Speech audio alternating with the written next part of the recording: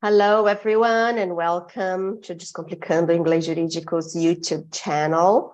I apologize, my voice is not the best right now. I have a very bad cold, but I did not want to reschedule because I know how important time is for Gary and for all of you. So please bear with me.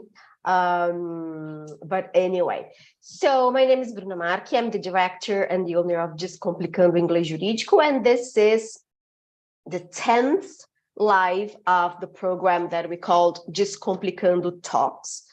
And today I have the honor to have here with me my professor from Fordham Law School. So let me introduce Gary to you briefly, and then Gary will start talking about US criminal law. So Gary Kaufman has been practicing in the area of criminal defense since graduating from the Benjamin and Cardozo School of Law in 2006. Gary spent his first 7 years of practice working as a public defense attorney in Orlando, Florida, Staten Island, New York, and at the Neighborhood Defender Service of Harlem in Manhattan. In 2013, Gary began the law office of Gary Kaufman, PLLC, where he represents clients facing a wide variety of criminal charges in the state and federal courts of New York and New Jersey. Gary also represents students facing discipline at the high school and collegiate levels. Gary has tried dozens of cases and is a skilled advocate both in and out of the courtroom. Gary has received training at the National Criminal Defense College and has taught continuing legal education classes on New York Criminal Law Practice 101, arraignment advocacy, drunk driving defense, grand jury practice, and judicial diversion for narcotics felonies. Gary has been recognized as a rising star by super lawyers and a top 40 under 40 criminal defense attorney in New York by the National Trial Lawyers. Gary is active in the New York City Bar Association, serving as a member of the Criminal Courts Committee and as the chair of the Small Law Firm Committee. In addition to Gary's work in the courtroom, Gary teaches fundamental lawyering skills as an adjunct professor at Fordham University of Law School, where I met him last year. Gary, thank you very, very much for being here. I know how much time is short for you, and you made a very great effort to be here with us. Thank you very much. Thank you, Bruna. Hi, everybody. I hope everyone hears me okay. I'm going to talk about practicing criminal law. I'm here in New York City, wherever you are, I'm sure it is not as cold as it is here. And beyond it being colder here, I'm sure you'll find some differences with how our criminal system works than from wherever it is that you are.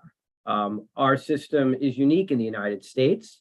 And I don't know how, obviously, this audience, whether you are attorneys or whether you're just people who want to learn about different areas in English, but I'll tell you sort of about our criminal system. And one of the really unique aspects of the United States, United States of America's criminal system or legal system in general is that we have something called federalism, right? We are broken up, as I'm sure you know, into 50 states, and each state has their own court system, and each state has their own penal law, which are crimes, and criminal procedural law, which is the way crimes are prosecuted and handled in the courts. And then on top of the system that each state has, there's a federal system. So there are some crimes that could only be charged federally.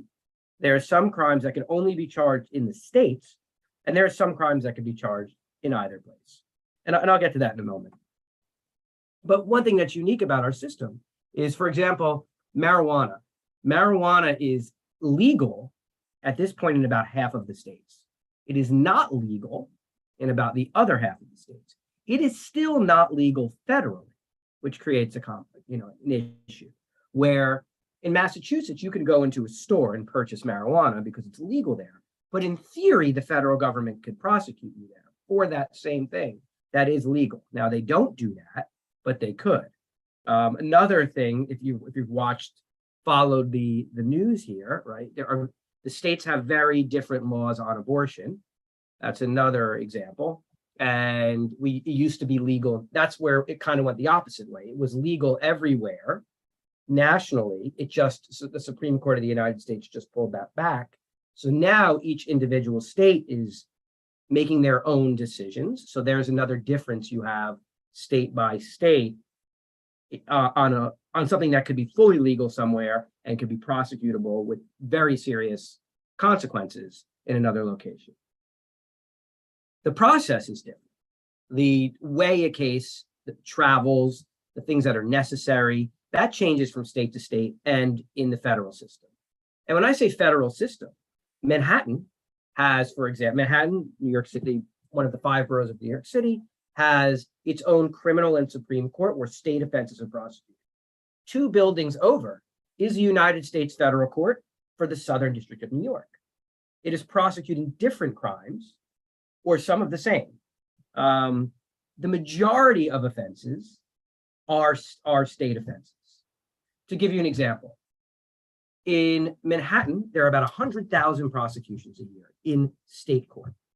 In federal court, there are about 500 to 1,000, right? So the number is much bigger because the majority of your run-of-the-mill offense, the things most people think of as crimes, your shoplifting, your robberies, your burglaries, in drugs, most of that, murders, most of that falls under the state law.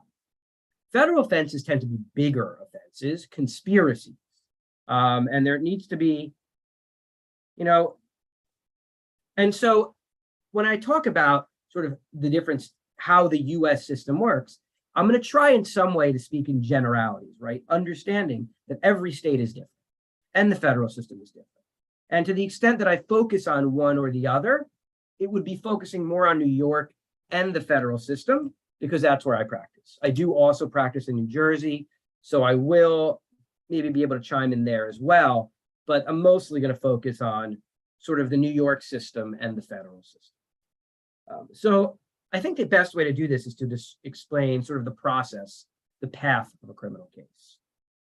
The first thing that happens is generally an arrest.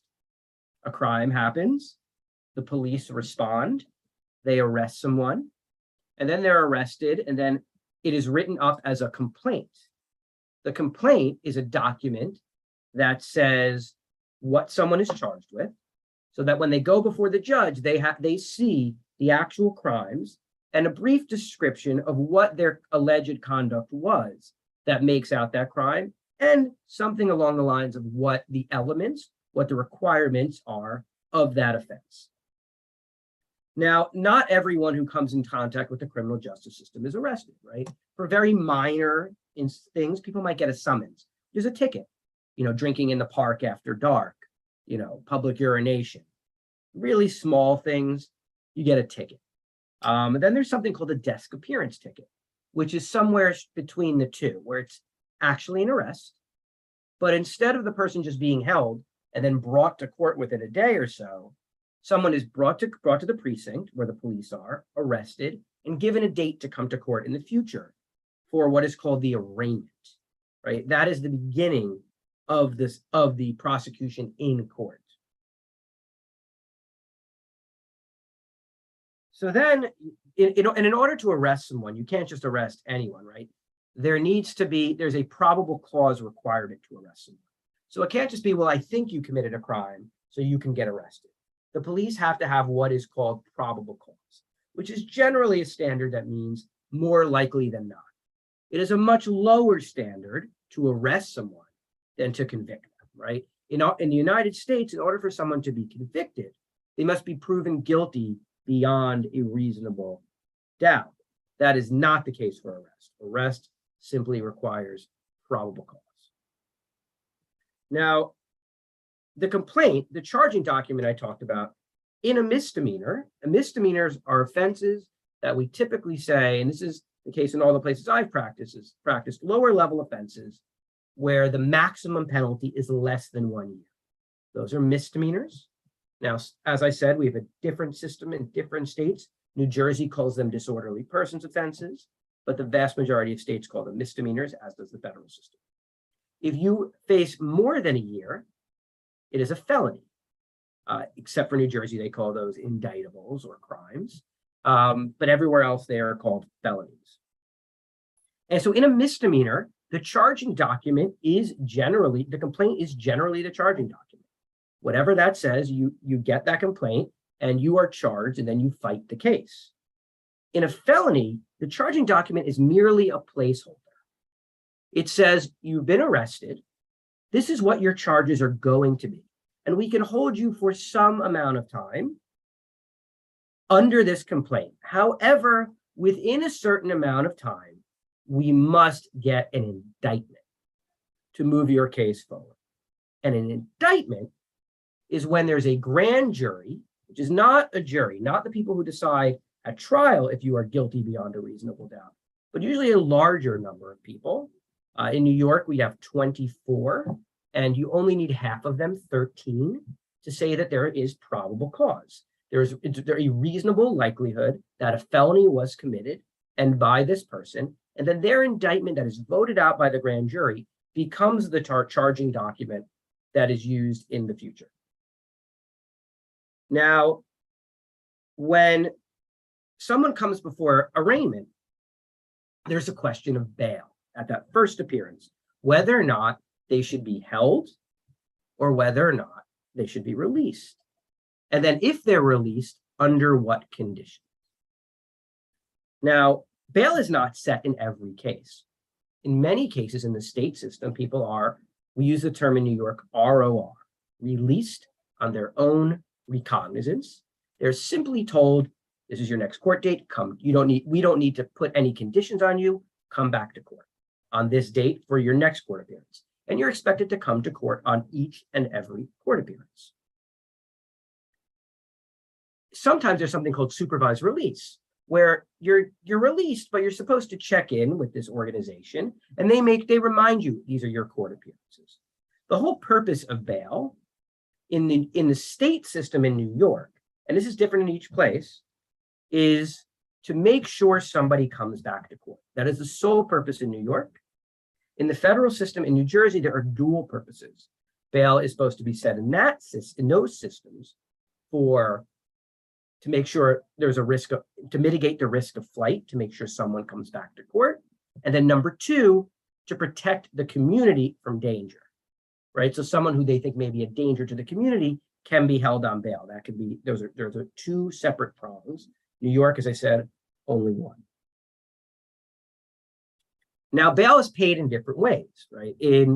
Now, what happens is when someone is arrested, they go before the judge, and their lawyer will argue, Judge, this person should not have bail set. There's no risk they won't come back.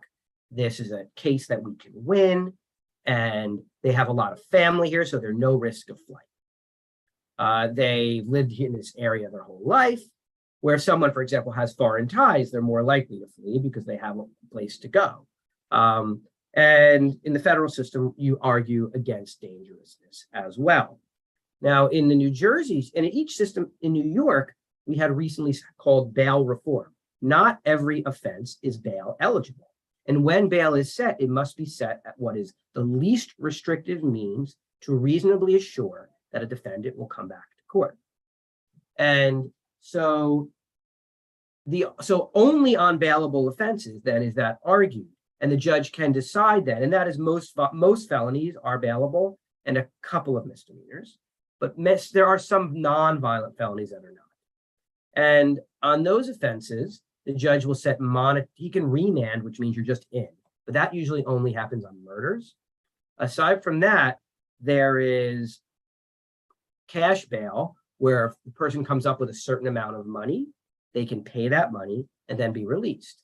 They can either pay, there's usually a number that they can pay fully in cash and get released, and that money gets returned when a case is over. Because the whole idea is the money makes sure that someone's going to come back to court, because they don't want to lose that money or have their loved ones lose that money. And then there's a higher number where you can go to a bail bondsman and only pay a smaller percentage.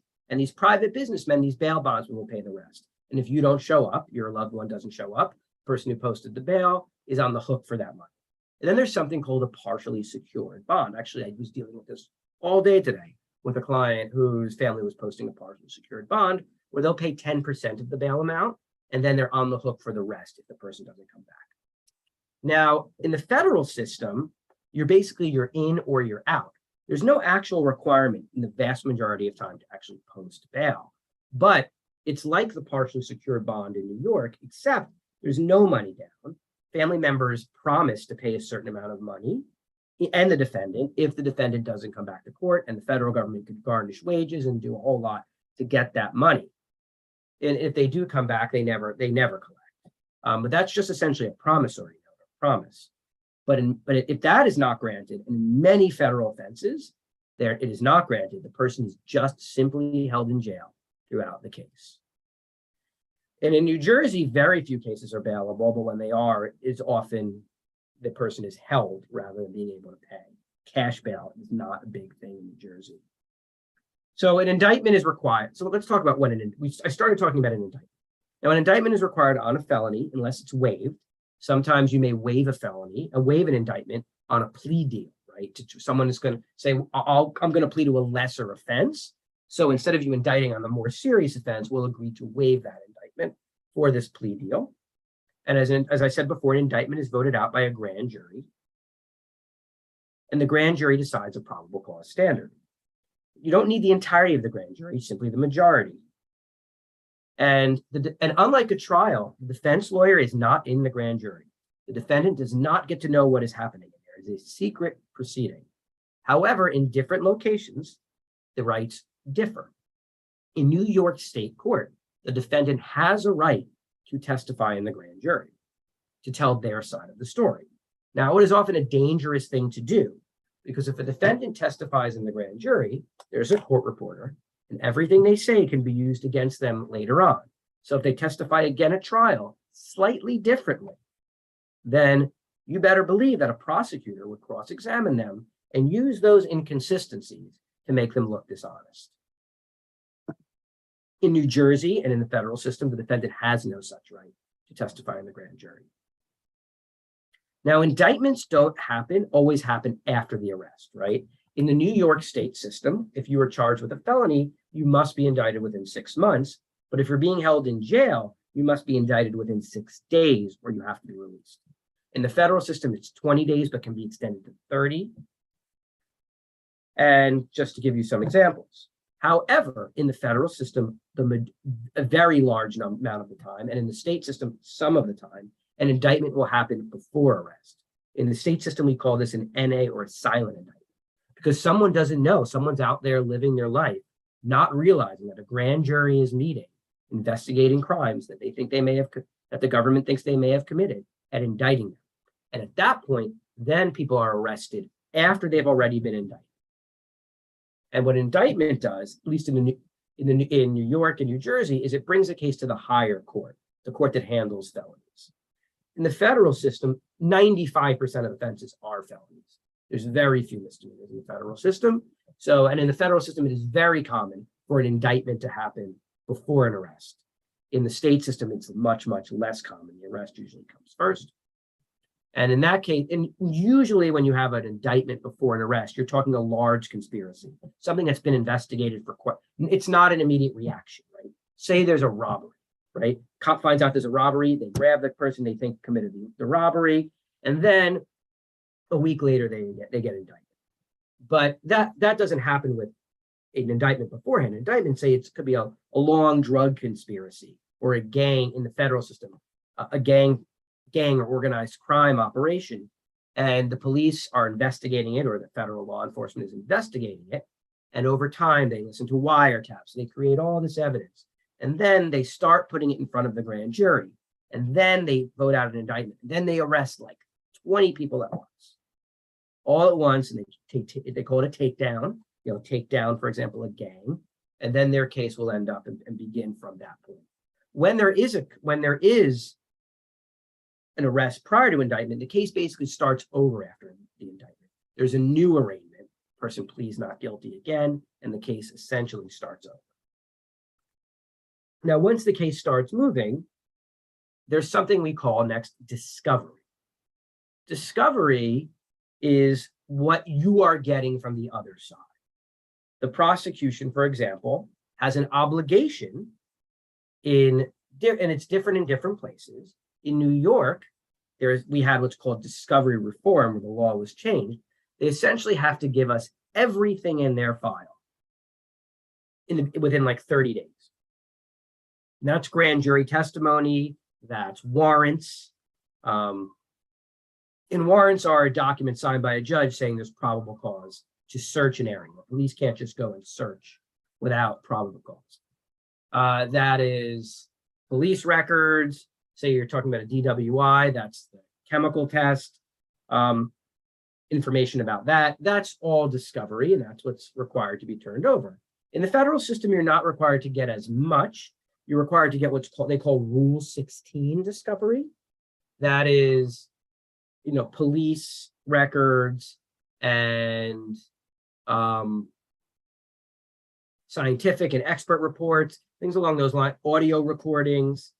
But what they call 3500 material, which is statements of witnesses, that they don't turn over until right before trial, because they're trying to protect the identity of the witness if the case is resolved through a plea rather than trial. And often in the federal system, people flip. A lot of defendants turn and cooperate against others, and they don't want to reveal who their cooperators are until the last minute. In the state system, even though they're required to turn everything over, a prosecutor can go to a judge and get what's called a protective order signed, saying that certain things don't have to be disclosed for the safety of the person they're trying to protect.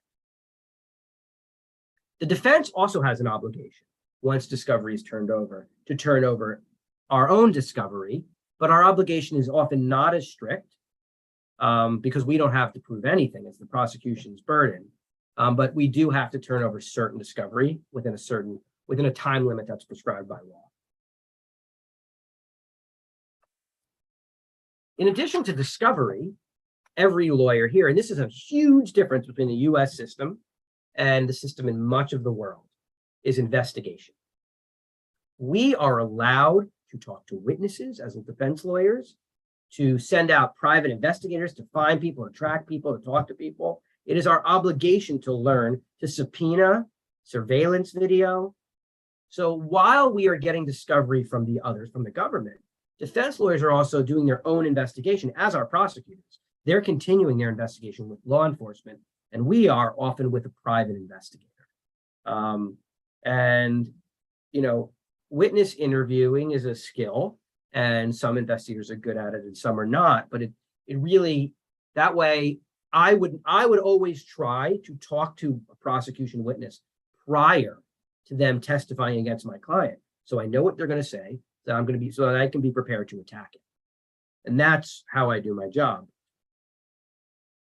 You also, while the case is going, there has to be a decision made whether or not to retain experts or get them appointed. Now, I should say, and I skipped over this unintentionally when I was talking about the beginning of the case, Bruna had mentioned I was a public defender. I still do a good amount of court-appointed work. Now, I don't know if that is the case in wherever you are from. There may be and may not be. But in our Constitution, the Sixth Amendment to our Constitution says that everybody has the right to counsel, regardless of their financial status.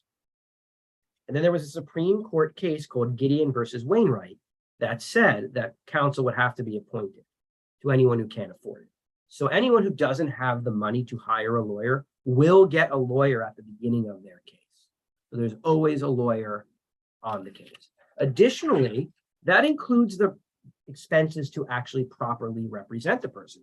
Because not only do you have a right to counsel, you have a right to effective counsel.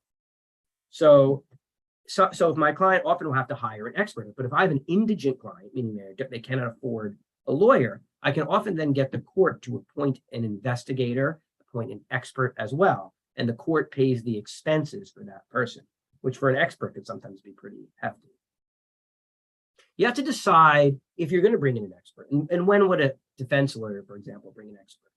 Well, say it's an identification case, right? And your defense is that wasn't my client, it was someone else. And you're arguing mistaken ID. Now, there's a lot of times where ID is not perfect, right? And so you may bring in an expert to talk about, well, what's called cross-racial ID. People often will misidentify someone of another race. So there are experts, professors who teach about that. You can get them to testify about that. And an expert is allowed when something is what's called beyond the ken, which means beyond the normal expected knowledge of a layperson, of someone of a regular person. That's when an expert would come in. Something someone would not be expected to know on their own, not intuitive. Financial crimes, sometimes you want an expert to explain how markets work. I've used experts on securities fraud cases. DNA, where DNA appears on a DWI. DWI means driving while intoxicated. To experts about the breath machine. So those are all those things that you're doing while you're working on a case, and both sides are doing this, right? They're looking into experts, they're investigating, they're talking to witnesses. This is going on the entire time that a case is moving forward. Now, while this is also going on, there are plea negotiations. Now, this is wildly different in the federal system versus the state system. In the state system, in New York, for example, when I have a client charged with a certain crime, when I'm negotiating with a prosecutor, I'm negotiating what crime my client may plead guilty to, or what offense, if it's a non-criminal offense, and what the exact punishment will be. And if we come to that agreement, the judge is likely not going to disturb it, and will let that plea go through, and will sentence my client to the promised sentence on the charge that he's pled guilty to. In a federal case, it is a very, very different thing. A plea negotiation is essentially a contract negotiation. The prosecutor may not say, this is the amount of time your client is going to get. It is not their decision. It is always up to the judge. What we are working out is negotiating what crimes they're going to plead guilty to. Some crimes have high mandatory minimums, some don't. There's sentencing guidelines, which are advisory. They just tell the judge, this is a recommended sentence, and you're negotiating certain things that go into the guidelines and come out so that the advisory sentence is in this range. But then at sentencing, the defense can argue for the judge to sentence below the guideline range. The prosecutor can ask for above or in the guideline range. And they're just within the minimums and maximums that have been negotiated by the defense and the prosecution. So it's very different, because the negotiation is just, when you come to an agreement in the state system, it's over. The case is over. They're glad this is what you're going to get. In the federal system, a lot of it, this is when the work really begins. I have a federal sentencing memo due tomorrow. Right? I am 24 pages into writing this. There's a lengthy document where I'm explaining all the reasons why the judge should cut my client a break and sentence him below the guidelines, all what we call mitigation. Now, in the state system, there's often things called alternatives to incarceration.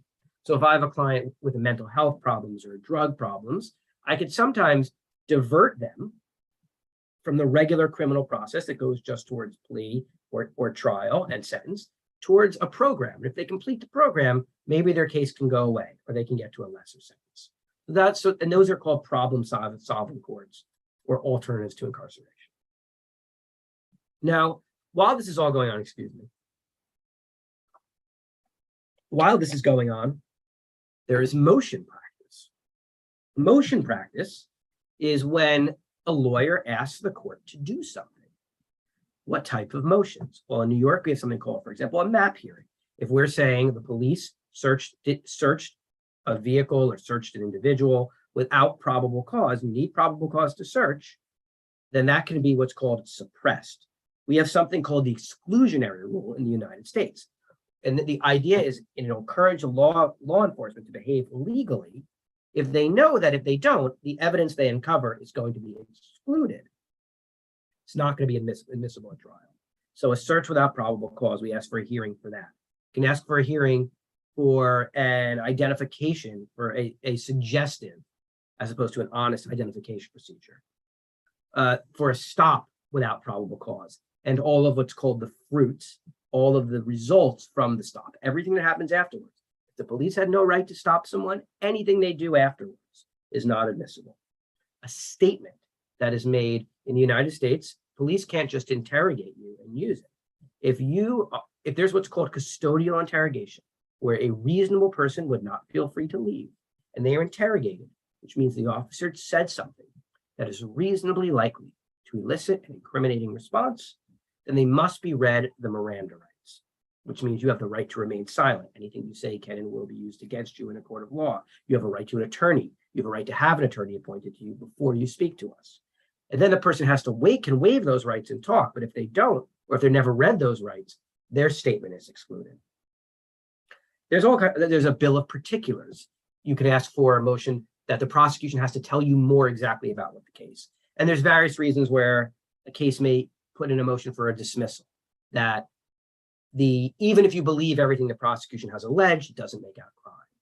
Or the case should be dismissed on what's called speedy trial grounds.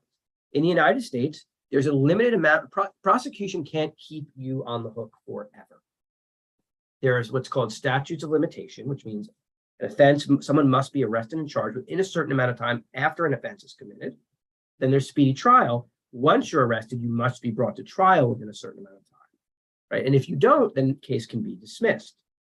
And in New York, for example, that is a 6-month period for a felony. It is 90 days for a misdemeanor. However, it's not a straight 90 days or straight 6 months. Much of the time the clock is stopped and much of the time it's moving. The federal system's only 70 days, but you're operating with a stopped clock a lot. And the clock basically moves when it's the prosecution's obligation to do something. But when for some scheduling reason, the court has to push a case out, that time's not charged. Or if the defense agrees, we don't want a case to go to trial in a month, right? We want time to get discovery, look at it, come up with our case, do our investigation, then there's a waiver of speedy trial at that point. As I said, after motions, there's often hearings, right? And the hearings are those issues I talked about, statement without proper rights being read and the suppression of obtained evidence. There's a hearing. The officer will often testify. Prosecution brings out why they believe there's probable cause. The defense lawyer can question them. And this is something defense lawyers will often do, even if they don't expect to win the hearing, because now they've gotten the cop to testify and they've created a transcript which they can use on trial to make the officer look dishonest if he says anything else different, or to learn more about the case. And if something is suppressed, sometimes if it's a case charging an illegal gun and the gun was suppressed because of an illegal search, well, now the case is over, right? So sometimes it can end the case. Sometimes it's just a piece of evidence that isn't that important and the prosecutor can keep going forward. And then you get transcripts from that. And in every time there's a court appearance in the US, there's someone there's a court reporter writing down every little thing that's said. And they use their own sort of language to write as fast as we speak.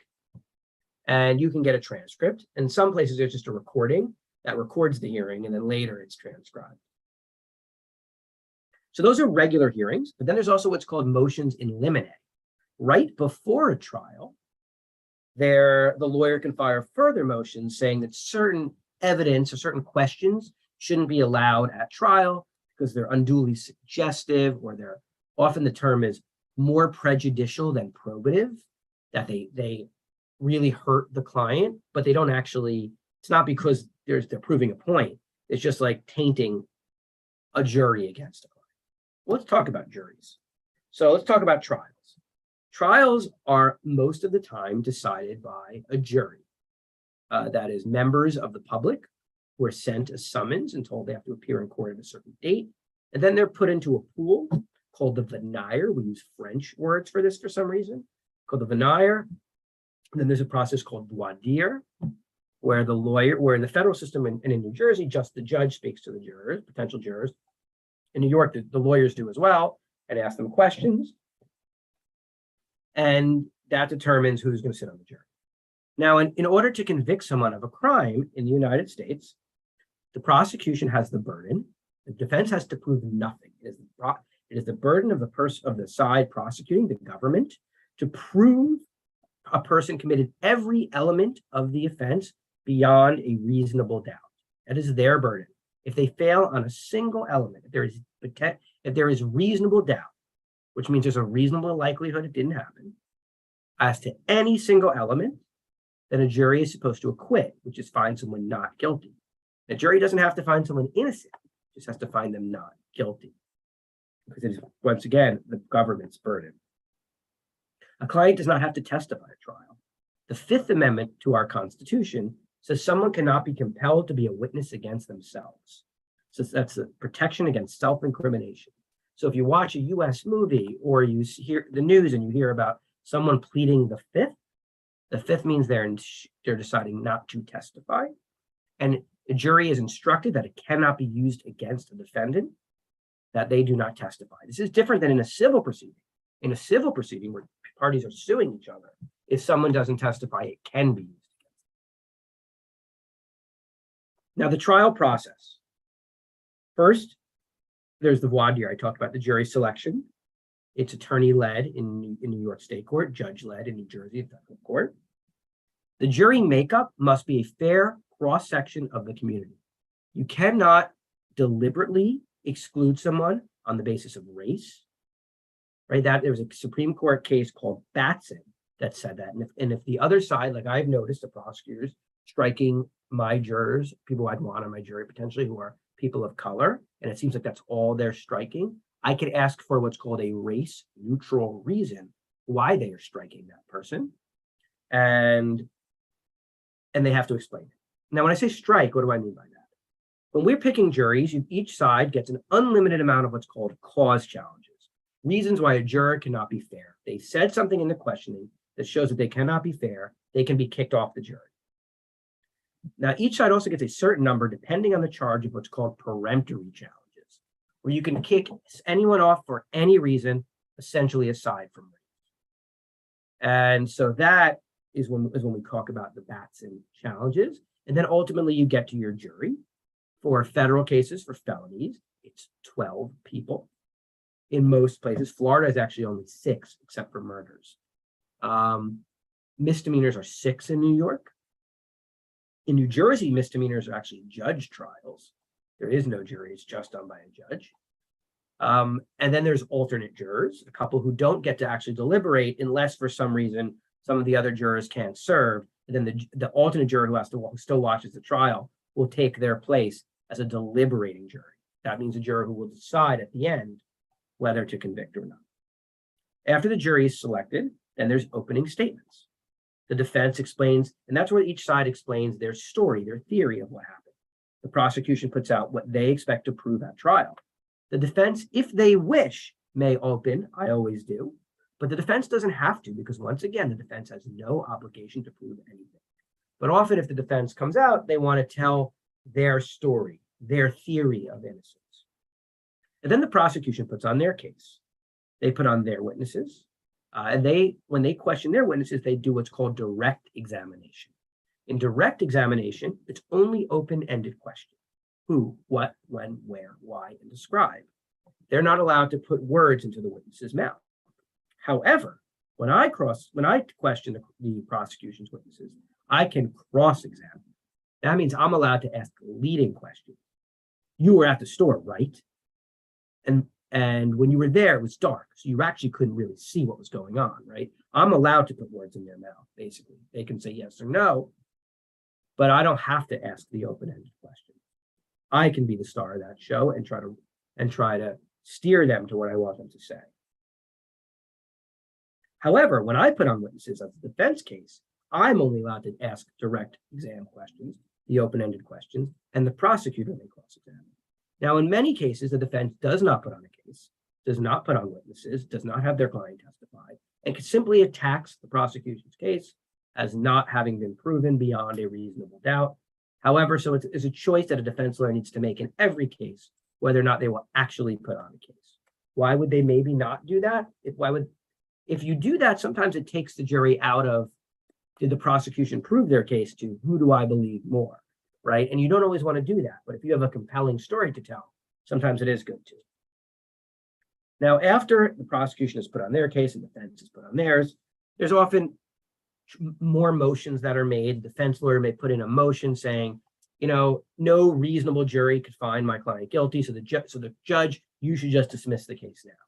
That almost never happens, but in theory it could. Then there's what's called a charge conference, where both sides sit and they talk with the judge about what instructions the judge is going to give to the jury, how the judge is going to explain the law that the jury must use to determine if my client violated that law. Then there are summations. Those are closing arguments. Each side gives their arguments. In the New York state system, the defense lawyer goes first and the prosecution goes last because they have the burden. So they actually can rebut, they can bring up what I said, but I'm not allowed to say anything about what they said because they go after me. Federal system is even worse for the defense. In the federal system, the prosecution goes first. And then I could bring up what they said when I go, but then they get a rebuttal summation. They get 2 for my 1 because it's their burden. And then there are deliberations. The jury must be unanimous. They must all agree on one way or the other, guilty or not guilty. And often they must deliberate for days together. Sometimes it's minutes, sometimes it's days. If they cannot, and they sit there and they talk until they figure out, so they try to convince each other. Sometimes they can, sometimes they can't. Once they all come to a decision, it's called the verdict, guilty or not guilty. If the person is found guilty, they are then cases adjourned for sentencing, where the judge will determine what the punishment is. If they're found not guilty of all of the offenses, they're released, their case is over. If there is a mistrial, a hung jury, the jurors can't agree. That results in a mistrial, and the prosecution has to then make the decision of whether or not we're going to do this trial all over again. And that does happen. I've tried several cases multiple times because of hung juries.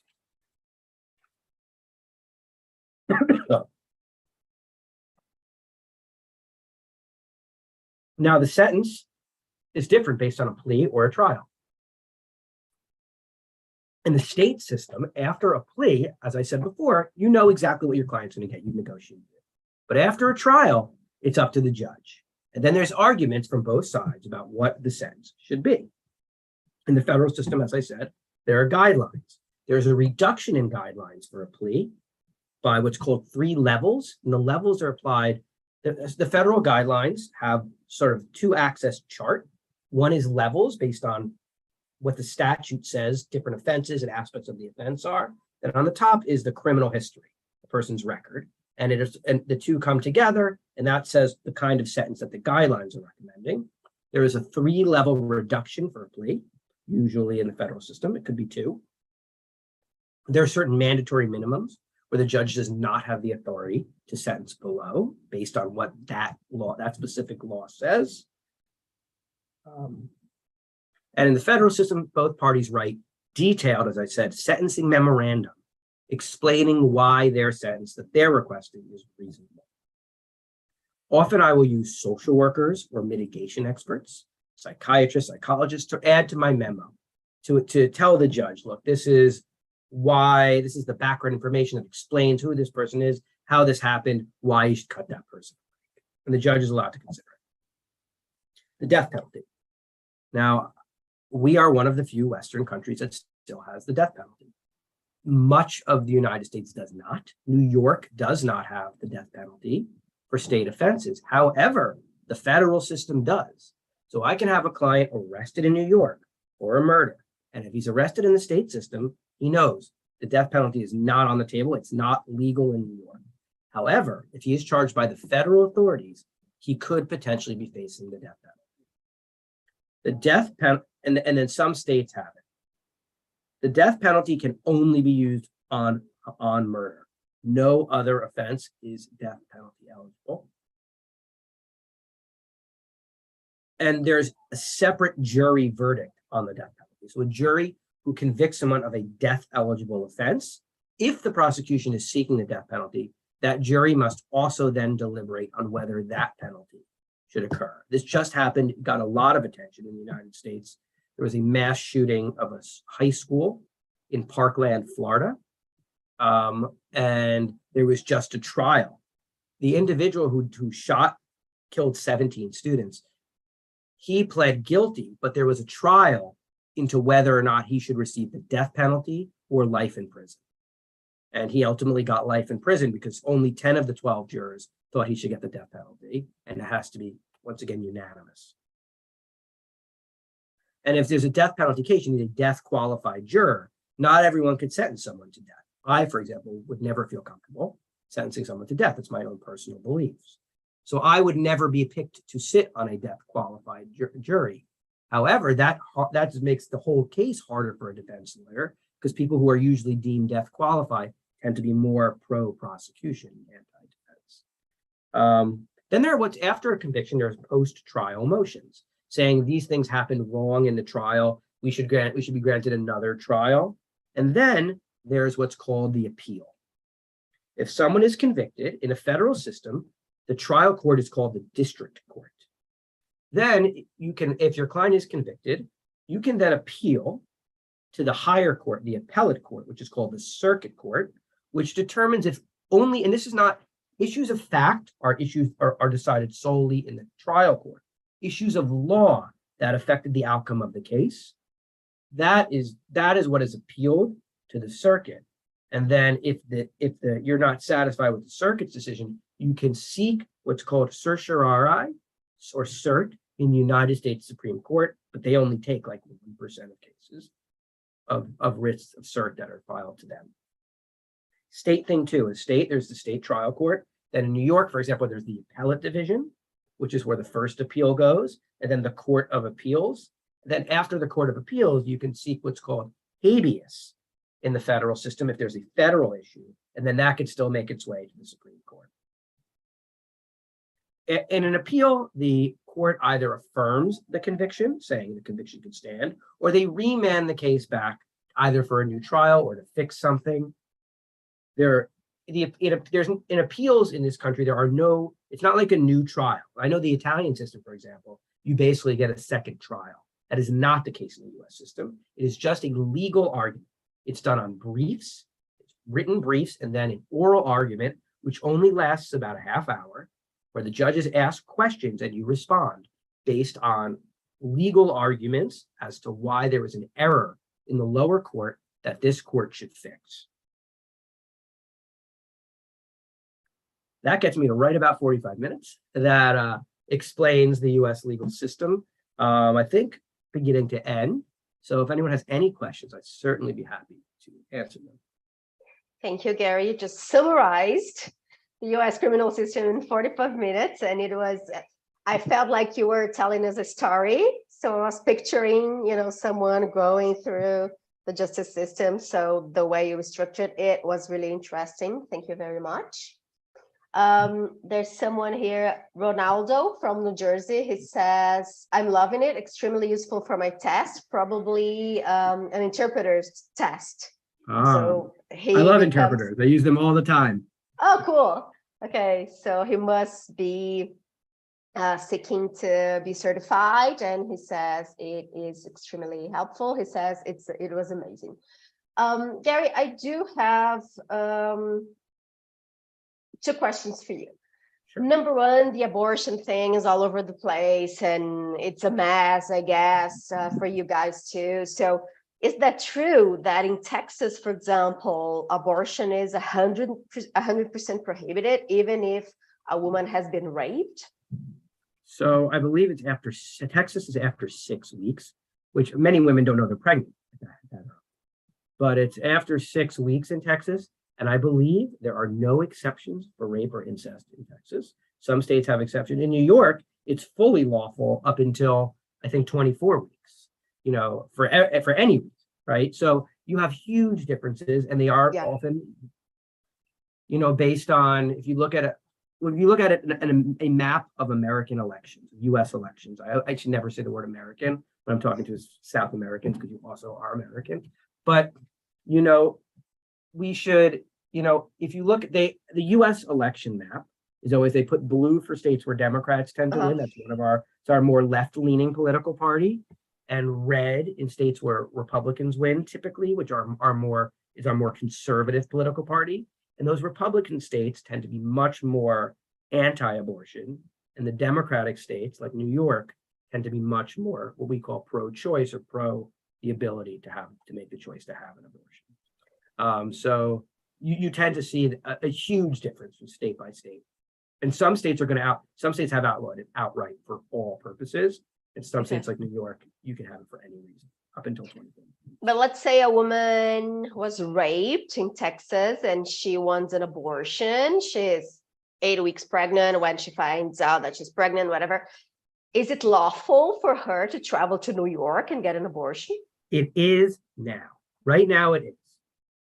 What do you mean And there's right no now? way, because they're not doing it in Texas, right? So that is what you're seeing happen. And actually, states like New York are funding abortion clinics much more to help with the influx of people from states that are anti-abortion states. You're seeing this in states like Kansas, which is a pro-choice state, but is surrounded by anti-abortion states. So that is happening, and that is allowed now. And as of now, there has been no laws passed that prosecute someone for traveling for that purpose, but I can't guarantee that that won't happen in the future, right? But as of now, this is just a very new thing. We had this Supreme Court decision, Roe versus Wade, which said that abortion must be lawful up until the point of viability, for all purposes, basically. And that was just overturned in a case called Dobbs in the last few months, and that has changed everything here. It's been one of the most consequential legal decisions of my lifetime. You think so? Yeah. That impactful. Yeah, it impacts the whole country, right? Health issues, public health issues, and yeah, I mean, there are doctors who are afraid, for example, to treat a miscarriage because they're afraid to be accused of using medicine that they were forced an abortion, even though the mother has already. Wow. So what does the woman do? Very right? They have to leave the state. I mean, it's created a very, very complicated mess here. Okay, thank you. And last question. There are some comments here. Vinicius, that's awesome to hear about the complex but very interesting US criminal system in a simple way. And Paolo says, very clear indeed. He communicates in a very accessible way, even for those who are not necessarily lawyers. Totally agree, Paolo. And Gary, my last question for you. So you said that you've been in several hung juries, right? I'm trying to think the number of trials where I've had the jury hang. I'm thinking of 3 offhand. It's been at least 3 trials where I've had a hung jury and we've retried the case. So when you say to retry the case, you mean to start from scratch? You've done everything up until the trial. And if there are pre-trial hearings, they still stand. But just the trial piece happens again, usually a few months later. New jurors, of course. That's new jurors, correct. And I had one case, and I think I probably spoke about this, Bruno, when you in my class when you were there, where the jury was 11-1 to convict my client, and one juror held out, and we tried the case again, and I got a 12-0 acquittal. Wow. My client was acquitted the second time. So I mean, but I had to go the other way. I had one where a jury was split 6-6 down the middle, and then my client was convicted the second time. So it's usually a retrial is a huge advantage to the prosecution because it's their burden of proof, and they learn how to kind of clean up their case. The advantage to the defense is we get transcripts for everyone, which we can then use to rebut any differences. But usually a retrial favors the prosecution. Usually a retrial favors the prosecution. Usually, but not always. And sometimes they don't want to expend the resources for a second trial. In the federal system, we see this much more, where when there's a hung jury, they'll just dismiss the case. In the state system, they'll always, in New York, I think their rule is at the Manhattan DA's office, for example, they'll try every case up to 3 times. Okay. And last, I promise now it's the last question. It just came to my mind. Have you ever had a client gone to the death penalty? I mean, has it ever killed? Happened? Yeah. So I practice in New York, so we don't have a state death penalty. But for federal crimes? The federal death penalty, the last time there was a federal execution in this country, I think was like 30 years ago. Oh, I didn't know that. Federal death penalty, and there's a federal death row, but it almost never happens. I think the last federal death penalty, and I could be wrong about this, I very well might be wrong, but it was maybe like Oklahoma City bombing, Timothy McVeigh back in like. But a person can. What? A person, the judge can say, okay, you will get the someone death could be penalty. sentenced to death, Death But- triggers more appeals, a longer appeals process. So that's why you hear people on death row for 20, 30 years. So they often end up dying of natural causes while they're fighting their death penalty. That's so cruel, isn't it? It is. Wow. But that happens. But the federal death penalty, although it can be used, is often used sparingly, usually reserved for often terrorism type cases. Got it. And even when it is someone is sentenced to death, they're very seldom actually ultimately put to death. But certain states where I don't practice, like Texas, use the death penalty all the time, and Oklahoma and those same states that tend to be the pro-life on the abortion side tend to be pro-death on the death penalty side. So, it's so contradictory, right? But anyway, people are contradictory. Excellent, Gary. Thank you very much. People are saying thank you to you, and excuse me, my voice is terrible, and saying that it was a great class. I also thought that too. So Gary was my professor, so that's why I invited him, because he's always very concise and very clear, and he's just great at explaining things. Thank you very much, everyone who has been with us all this time.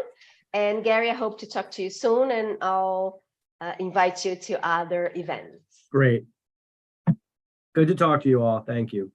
Thank you. Bye-bye.